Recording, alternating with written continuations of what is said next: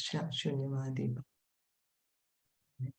Jai Shri Krishna Chaitanya Prabhu Nityananda Shri Advaita Gadadhara Srivasadi Gaura Bhaktavinda. Hare Krishna Krishna Krishna Hare Hare, Hare Rama Rama Rama Hare Hare. We continue reading from Srimad Bhagavatam Canto 3-29, chapter 29, text 13. We were already reading this translation. A pure devotee does not accept any kind of liberation. Salokya, Sashti, Samipya, Sarupya, or Ekatva, even though they are offered by the Supreme Personality of Godhead. So we were just beginning the purport yesterday by His Divine Grace, A.C. Bhaktivedanta Swami Srila Prabhupada. Lord Chaitanya teaches us how to execute pure devotional service out of spontaneous love for the Supreme Personality of Godhead. So spontaneous love. I don't know if you all have ever experienced, when we really love someone, spontaneously our heart, we might just, we yearn for them, or we might cry for them, or it's just, you don't think about it, it just happens spontaneously. So this kind of love we have for God. We have it. The original love we have is for Krishna, but because we have forgotten Krishna, so we are trying to find the object of our love in this material world.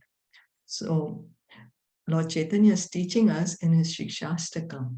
In the Shikshastaka, he prays to the Lord, "O Lord, I do not wish to gain from you any wealth, nor do I wish to have a beautiful wife, nor do I wish to have many followers. All I want from you is that in life after life, I may remain a pure devotee at your lotus feet."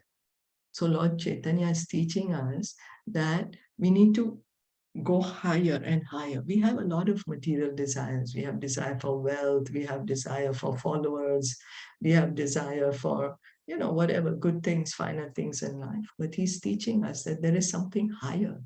That's why he's saying, "Oh, I don't want anything of this. What I want is just pure devotional service at your lotus feet." Pure devotional service means love of God.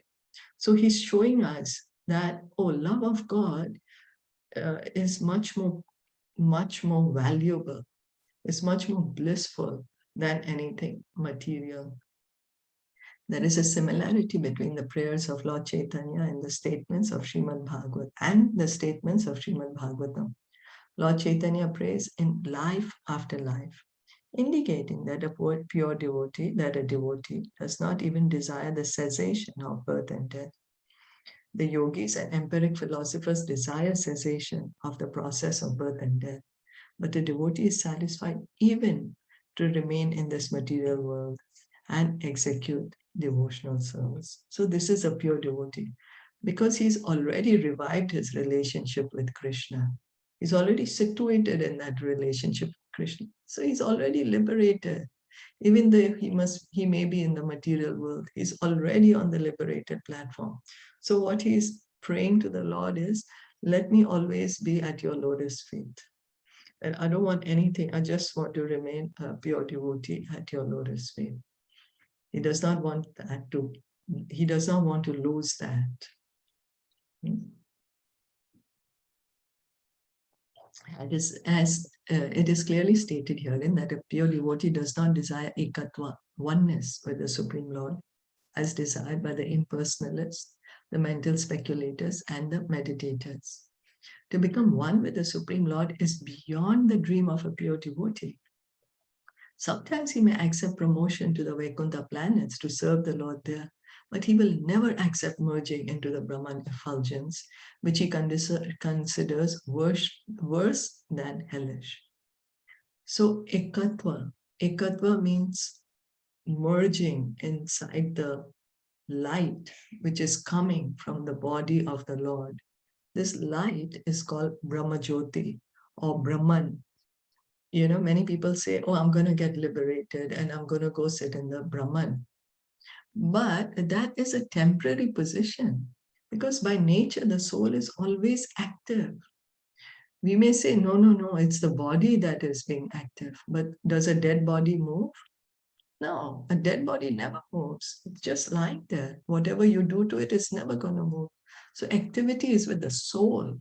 So it's not that once we get liberated, we can just sit down and do nothing, because the soul is always active. So even if we sit in the Brahman, one day or the other, we will fall down from there. Why? Because the soul needs activity. And a pure devotee never wants this kind of liberation. Why? Because there is no opportunity to serve the Lord over there. There's no opportunity to hear about the Lord, to chant his glories. There are no other devotees there to whom he can speak or hear about the Lord. There is no Lord there himself, so he can engage in personal service of the Lord. What a pure devotee wants is personal association of the Lord. He wants to personally associate with the Lord, personally serve the Lord in some way or the other. And if he's not able to personally serve, at least hear and chant in the association of devotees. So that's why he considers it worse than hellish, because of this reason. Although it's a liberated platform, although there is happiness there, but there is no bhakti there. And the Lord is not there himself. Lord himself is not there. Sure, the light is also his energy, but the person, like how we have loving relationship, we want to love someone, we want to have a friendly, loving relationship with someone, a sweet exchange with someone. It's not that we are like, have no interaction with anything. Again, we may say, oh, but that interaction means it's material. No, a dead body never interacts with anyone. Can a dead body interact with anyone? No, it's just dead. So this is the need of the soul to have a relationship, is the need of the soul, not of the body. So this relationship, when we have it with God, that's our perfect situation and perfect relationship. But isn't the final aspiration for a devotee is go back to Godhead? Then Yes. remaining here and serving. I mean, that don't mind being here and serving, but isn't it better? The final, the ultimate goal is to go back to Godhead, right? Yeah. So different devotees explain it in different ways. For our level, we should aspire, yes, let me get out of this material world. Let me go back home, back to God as soon as possible. But one who's a pure devotee, when he is saying that I don't mind anything, birth after birth, I can be here, just give me your devotional service, is because he's already liberated. He's already revived his position, his relationship with the Lord. That's why he's able to pray in such a way. For him, it makes no difference. Why? Because wherever he is, Krishna is there. He's in Vrindavan all the time, because he's already on the pure platform. So when he's hearing and chanting about Krishna, he's associating with Krishna. Wherever there is Krishna, there is Vrindavan. So he's already always in his home. Okay. Prabhupada used to say that a pure devotee he's seeing for him, everywhere is the spiritual world because of his consciousness. Okay. Like one time when he was in New York, the devotees were saying, we are sorry, Prabhupada, that, it was filthy and dirty, some smell, stench was there. So they were like, we are sorry, Prabhupada, you have to see this, experience this. Prabhupada said, oh, it doesn't matter to me. I'm always in Vrindavan. So the pure devotee prays like that because he's already with Krishna. His consciousness is with Krishna. So he's always in Vrindavan. So it doesn't matter to him externally where he is. Okay. Does that make sense? But we aspire, let me get out of this material world. Let me go back home, back to Godhead, because we are not there as yet, right? Okay. We are not in that liberated form. Yeah. Okay. Yeah, we are not yet on that pure platform, no? So far, and Prabhupada would say, make this life this last life, get out of this material world. It's his instruction to us, he said, make this your last life. Don't stay here in the material world. Get out of this material world in this life itself. I'm sorry, you were saying something? Yeah, so that means as a human, our goal should be like, get out of this material world. But then as a pure devotee, it is like wherever you are, there is Vrindavan is there only. Is it like that? Yes, that's right. So that doesn't But apply also, to us, right? no, so okay, so now when we are saying get out of this material world, but where do you want to go? Back to Godhead, no? Like go back to where we belong. We don't belong here, right? Yeah, and we belong to the spiritual world, to the Vaikuntha planets. So the devotee is already in the spiritual world. He's already in the Vaikuntha planet by his consciousness. So for him, it doesn't matter Okay. where he is. Yeah. Okay. For us also, we have to, when we say go back home, we want to go back home to the Vaikuntha planets, and specifically Golok Vrindavan, if possible, like, that's where Krishna himself is there. Of course, in the Vaikuntha planets, also Krishna is there as Lord Narayan. But we are trying to develop our, like Lord Chaitanya's followers. Lord Chaitanya is giving us this Braja, this visa to enter into Golok Vrindavan. So we should aspire to be in Vrindavan, Golok Vrindavan in the spiritual world. Yes, is that okay? Yeah, thank you. Such ekatva or merging into the effulgence of the Supreme Lord is called Kaivalya. But the happiness derived from Kaivalya is considered by the pure devotee to be hellish. So there is happiness, like yesterday we were hearing in the notes on Nectar of Devotion. There is happiness in the Brahman, in the liberated platform. Of course, you're liberated. Of course, there is no more material misery. So of course, there is happiness. But for a devotee, he's experiencing a much more happiness in serving the Lord, in engaging in the loving service of the Lord. He is experiencing much more happiness. So why will he choose a lower happiness? We always want the best, right? So if we are already getting something very good, we don't want to lower our taste. If we are used to a certain very 5-star standard, we don't want to go to a lower one, right? So similarly, because the devotee is fond of rendering service to the Supreme Lord, that the 5 kinds of liberation are not important to him, because he's serving the Lord, So then the other things, they don't matter. Imagine being with God. Imagine you already have a relationship with him as a parent, as a friend, as a lover, as a servant. You're able to talk to him. You're able to reciprocate with him. What more? He's God. And each of us can have that. So if we have that, why would we want to give it up, So that's why the devotee, he doesn't want to give that up. If one is engaged in pure transcendental loving service to the Lord, it is understood that he has already achieved the 5 kinds of liberation. So why doesn't he separately want the liberation of these other 5 kinds? Because he already has achieved these 5 kinds of liberation. So when he's engaging in service of the Lord, he's already liberated, right? He's already liberated. So he's no more in the material world. So he's already situated on the Brahman platform. Then he's on the same planet as the Lord, right? He has the same planet as the Lord. Then he already has the same spiritual form.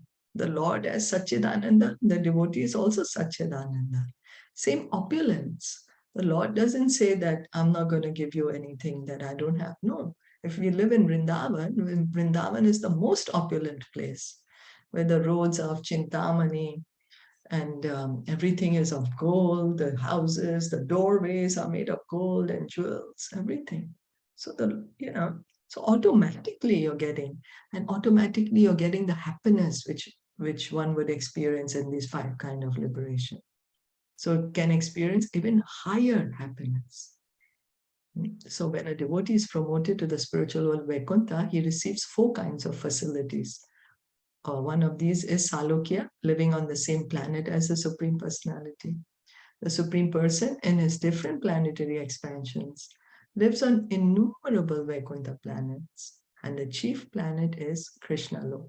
So when we say Golok Vrindavan, that's this same Krishna Lok. Just as within the material universe, the chief planet is the sun, in the spiritual world, the chief planet is Krishna Lok. So this material universe of ours, the sun is the center. If we didn't have the sun in this universe, none of us would be able to sustain. We wouldn't be able to live. Similarly, the most important planet in the spiritual world is Golok Vrindavan or Krishna Loka. From Krishna Lok, the bodily effulgence of Lord Krishna is distributed not only to the spiritual world, but to the material world as well. It is covered by matter, however, in the material world. So from Krishna, Lord Krishna, who is living in Krishna Lok, from his body, there is this light which comes out. And that light is being reflected everywhere. That is the Brahman. That light is, that's why all the spiritual planets are so effulgent. All even the material world is situated on this Brahman, this light which is coming from the body of Krishna. But why is this material world so dark? Because it's covered by matter. It's covered by the material energy. In the spiritual world, there are innumerable Vaikuntha planets, and on each of them, and on each one, the Lord is the predominating deity. A devotee can be promoted to one such Vaikuntha planet to live with the Supreme Personality of Godhead. So if we want, we can go to any of the Vaikuntha planets. And if we desire to go to Krishna Lok, which is the highest planet in the Vaikuntha, we can. There Krishna is there himself. We can go there. We have to have the desire, and of course, we have to work for it, both. So, Sneha, what do you suggest? We stop here or we continue this to paragraphs? How many paragraphs are there? These two are still here. These two. Okay, we'll finish this. Huh? Yeah, okay. Let's come. Okay. Thank you. So in the Sashti liberation, the opulence of the devotee is equal to the opulence of the Supreme Lord. So that's Sashti. That the devotee gets equal opulence as the Lord. Samipya means to be a personal associate of the Lord, Supreme Lord. Personal associate, In the Sarupya liberation, the bodily features of the devotees are exactly like those of the Supreme Person, but for 2 or 3 symptoms found exclusively on the transcendental body of the Lord. So when a person gets Sarupya, means looking same like the Lord, there will be no difference. Nobody can make out. If from far away, is this a living entity or is this God himself? Cannot find out because he looks the same. But only there are 2 things by which we can differentiate. One is the Srivatsa. Srivatsa is the hair on the chest of the Lord, particularly distinguishes him from his devotees. The Srivatsa mark it's like a white curl of hair. It's the mark of Lakshmi Devi, and she is there only on the form of the Lord, not on any other living entities. So all the other living entities may be 4-handed, looks like Narayan, but this Srivatsa will be there only on Narayan's chest. And that's how we can differentiate. Oh, this is the Lord, and these are his devotees. And also the Lord wears a gem called the Kaustubha gem. Kaustubha gem, only he has it. The others don't have. These 2, the Kaustubha gem and the Srivatsa. Otherwise, they look exactly like Narayan. So if you want to look like Narayan, can do. Sarupya, it's called Sarupya. But a pure devotee does not accept these 5 kinds of spiritual existence, even if they are offered. And he certainly does not hanker after material benefits, which are all insignificant in comparison with spiritual benefits. So a pure devotee understands that the spiritual benefits are the highest, so he does not want to settle for anything lower. When Prahlad Maharaj was offered some material benefit, he stated, "My Lord, I have seen that my father achieved all kinds of material benefits, and even the demigods were afraid of his opulence. But still, in a second, you have finished his life and all his material prosperity." So Hiranyakashipu is Prahlad's father. Hiranyakashipu became so powerful that just when he would move his eyebrows, all the demigods would become afraid. The demigods are the rulers, the administrative rulers of this material world. They would shiver when Hiranyakashipu would just move his eyebrows. Even Lord Indra, who is the leader of the demigods. So Prahlad Maharaj is telling Lord Nrsimhadev, you will give me all these material benefits. But just in front of my eyes, I saw that my father was so powerful that you have just killed him in one moment. You have killed him. And so what does all this material prosperity help him? He's gone. He's no more here.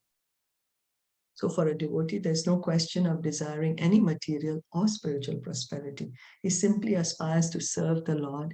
That is his highest happiness. So when we say go back home, back to Godhead, it's not that when we go back home, back to Godhead, we're going to sleep. Or we are going to say, oh, Krishna, when I was on earth, I was singing and chanting your glories. And now that I have reached Golok Vrindavan, or I have reached the Vaikuntha planet, now you sing and chant my glories. No. You see, so when we say back home, back to God, it's the same thing, that pure devotional service. What are you going to go there and do in the spiritual world? What are you going to do in the spiritual world? You know, are we just going to sleep? But then that is going and sitting in the Brahman then. But again, we are saying that the soul is always active, can't just sleep. How long will the soul sleep for? So what is it going to do in the spiritual world? It's going to engage in pure, loving, devotional service to the Lord. So a devotee's prayer for asking for pure devotional service is the same as his asking for bring me back home, back to Godhead. There is no difference in that. Is that okay? Yes. Yeah. Now it's like, yeah, sounding clear. Because I remember I had specifically asked Guru Maharaj this thing, you know, pure devotee saying peace service, and we are saying back home, back to Godhead. But he said there's no difference. There's no difference to it. So he doesn't We are mind also, being in the material world, but he wants to just serve, have a pure, loving relationship with Krishna, right? yes, Even though in the yes, material world, it doesn't matter. So, yes. mm, Because for him, he's already at home, he's back in already Godhead. mm, Yeah, and when we go back home, back to Godhead, we are going to serve. so, yeah. Right. Whereas here we As are I not said, serving. is it? Huh? Right. But here we are not serving as much. Which What happens is here we are practicing. We are practicing and we practicing to get, serve. yeah, and we do get, influenced by many like desires and other things, no? Material desires. That's right. So we are practicing here. We are practicing. Otherwise, when we go back home, back to Godhead, if we have not practiced, then what will we do? You know, we'll say again, oh, what is this? Everyone is just serving Krishna. I want to go back to the material world, you know, if we have not practiced. So we need to practice here. Then when we go back home, back to Godhead, it's natural for us, right? Yeah. Practice makes perfect. Yeah. Does that make sense? Yes. I want to add something here. When you're talking about this line where Prahlad Maharaj was offered all the material benefits, but he didn't want that. He wanted to stay with Lord Krishna. He wanted his love and all that. I'm remembering this Mata Kunti thing after the Mahabharata Yudh. Do you know that? I don't know if you remember this. She, along with that Uttara and Draupadi and all of them, they went to Lord Krishna to thank him. And Lord Krishna was like, I'm happy you got your Ayodhya back. And it's believed that Mata Kunti was the only one who was like in this world, I mean, as of history, as of now, she was the only one who said to Lord Krishna, I don't want anything. I want to continue to have all the adversities and all the hardships in my life. I don't want to have these material benefits, because this is what keeps me close to you and you to me. So this is something similar to what Prahlad Maharaj said. I don't want material benefits. I would be rather close to you, be in love with you all the time. Yes, Jai, thank you. Yeah. Thank you for sharing. Yeah, we have been reading. We just finished reading the teachings of Queen Kunti, and one of her prayers was, let all the calamities come again and again, because Yeah. whenever the calamities were there, then you would always come and save us. And by seeing you means we will not take birth again in this material world.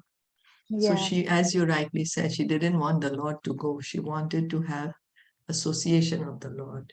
That's how the devotee is. He's always with the Lord, It's a loving relationship. So nice. Thank you. Hare Krishna. Thank you for sharing that. So we should also try somehow or the other to have this kind of a desire. I also want to be with the Lord, I want to be with the Lord. I want to have this loving relationship with the Lord. Should somehow or the other try to have this desire, and the Lord will help us to be situated in that relationship. And so we need to continue to hear and chant for this. And we can pray that every moment I want to just remember you, dear Lord. Yeah. Yes. Wonderful prayer. Very nice. Thank you so much for joining in. Shri Bhagavatam ki jai, Shri Prabhupada ki jai, Gaur Bhakta Vrinda ki jai, Hare Krishna, Hare Bol. I am